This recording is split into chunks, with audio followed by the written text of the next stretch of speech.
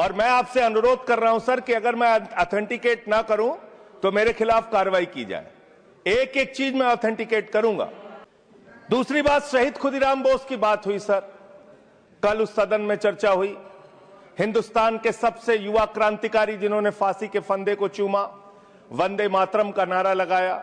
शहीद खुदीराम बोस, शहीद रोशन सिंह, शहीद राजेंद्र लहड़ी, शहीद अशफाकुल्ला, शहीद राम प्रसाद बिस्मिल, शहीद प्रफुल्ल चाकी, हिंदुस्तान के तमाम क्रांतिकारियों ने जब फांसी के फंदे को चूमा, शहीद आजम भगत सिंह, शहीद सुखदेव, शहीद राजगुरु, सब ने वंदे मातरम का नारा लगाया।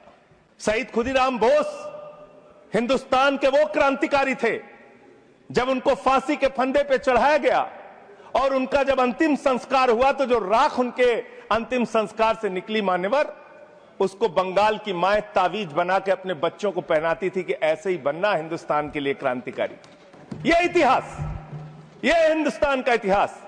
लेकिन मैं आपके माध्यम से इस सरकार से पूछना चाहता हूं, आपके पुरखे इस वक्त क्या कर रहे थे जब शहीद आजम भगत सिंह वंदे मातरम लगा रहे थे, शहीद सुखदेव वंदे मातरम लगा रहे थे, शहीद राजगुरु वंदे मातरम का नारा लगा रहे थे, शहीद खुदीराम बोस वंदे मातरम का नारा लगा रहे थे? उस वक्त आप क्या कर रहे थे? क्या कर रहे थे आप? वंदे मातरम का नारा लगाकर लोग जेल गए, लाठियां पड़ी उनको। मैं आपके माध्यम से इस सरकार से पूछना चाहता हूं, आरएसएस के 4 लोगों का नाम बताओ जो वंदे मातरम नारा लगा के जेल गए, उनका नाम बताओ। आप 4 लोगों का नाम बताओ, आप अपने 4 पुरखों का नाम आप बताओ। आप नहीं बता सकते क्योंकि आजादी के आंदोलन में आपका कोई इतिहास नहीं, आजादी के आंदोलन में आपका कोई इतिहास नहीं, यही आपकी कुंठा है। तो इसलिए कभी आप कहते हो सरदार वल्लभ भाई पटेल आपके हैं। अरे भैया, सरदार वल्लभ भाई पटेल ने आरएसएस के ऊपर बैन लगाया था, यह रिकॉर्डेड हिस्ट्री है।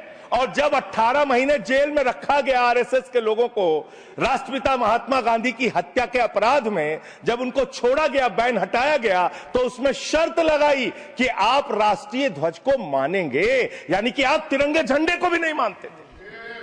आपने 52 साल तक हिंदुस्तान का तिरंगा झंडा आरएसएस के मुख्यालय पे नहीं फहराया सर, नहीं फहराया। और 3 लोगों ने आरएसएस के मुख्यालय पर जब ये झंडा फहराया, उन तीनों के नाम मैं पढ़ रहा हूं, विजय, उन्मत, दिलीप, इन तीनों लोगों के खिलाफ आरएसएस ने एफआईआर दर्ज कराई। किस अपराध में? कि हमारे दफ्तर में तिरंगा क्यों फहरा दिया। और कितने साल तक मुकदमा लड़े? 13 साल तक मुकदमा लड़े। यह है आपकी असलियत।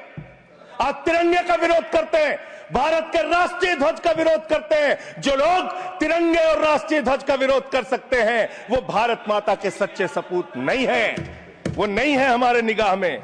और मैं आपको बताता हूं सर,